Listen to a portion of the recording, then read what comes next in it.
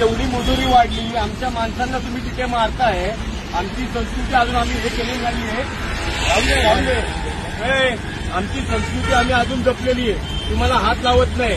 याचा अर्थ असा नाही की मराठी माणूस शांत बसलेला आहे. मराठी माणसाच्या नादी लागू नका. एवढी हिंमत तुमची, तुम्ही लोक आमच्या राज्यात येऊन आमच्या गाड्यांचा काळा पाचण्याचा प्रयत्न करता. त्याच्या निषेधार्थ आज हा भयानक खेळ केलेला आहे आणि हे चालून देणार नाही. हे इकडे हा विषय आमचा आहे. इथून पुढे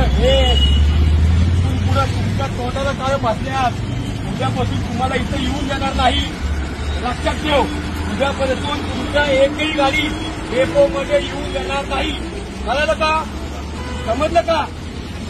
लक्षात ठेवा. तुम्हाला महाराष्ट्रात यायचंय, आम्हाला तुम्हाला अडचण करायची नाही. पण जर आमच्या मराठी माणसांवरती जर असं होत असेल, एकालाही सोडणार नाही. ते तुमच्या सरकारला आम्ही म्हटलं माफी मागा. मराठी माणसाची माफी मागितलेली नाही. त्याचा अर्थ असा नाही की आम्ही सांगतो आज गाडीला काळं फासले, उद्या गाड्या फोडणार तुमच्या. एवढं लक्षात ठेवा.